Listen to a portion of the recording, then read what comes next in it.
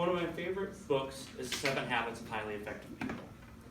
One of the many great quotes from the book that Covey says is, "The way we see the problem is the problem."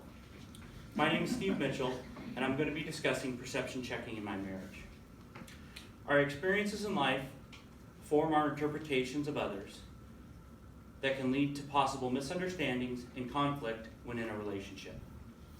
I'll be discussing what perception checking is and how I communicated before and after I learned about this skill. Now let's look at the skill of perception checking. Perception checking that is indirect or direct is clarifying your first interpretation of what you see, hear, or understand is correct to help reduce misinterpretation.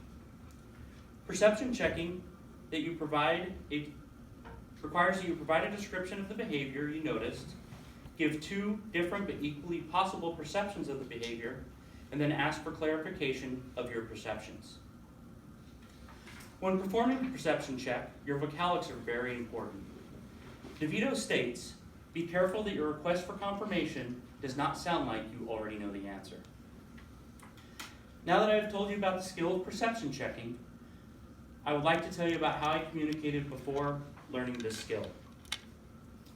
After my wife Christina and I had our second child, we decided she would be a stay-at-home mom. I had an extremely physical job outside that would have me working 10 to 12 hours a day.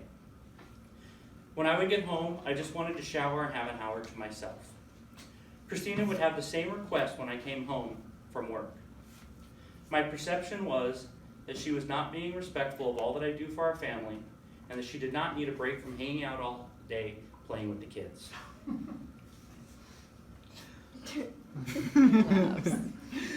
My incorrect perception of this situation left our relationship on the downward side of Knapp's relationship staircase model. We both felt disrespected and unappreciated. Now that I've told you what a horrible husband I was, let me explain how perception checking led me to still being married to Christina today. By using indirect perception checking, I started to realize that my perception of Christina's lazy day at home with the kids was anything but lazy. She hosted play dates, paid bills, prepared 3 meals and 2 snacks, wiped butts, cleaned house, went shopping, and bathed our 2 little monsters that constantly needed attention and entertaining, all with no appreciation, reward, or compensation. I then moved to direct perception checking by describing the behavior of her asking me when I walk in the door, saying, "Christina, when I get home from work, you immediately ask me for help with the kids." I then asked about my possible perceptions. Do you feel like you never get a break from your duties of a mom and just need time to yourself? Or do you feel that we do not appreciate all that you do for our family? Then I requested clarification from Christina about the behavior and my interpretations. The results of my perception check at first met pessimism and confusion. Christina had been used to many years without me asking how she felt, just telling her how I felt. I remember her asking me at one point what was wrong with me and if I was on drugs. I was just being super weird, according to what she was used to.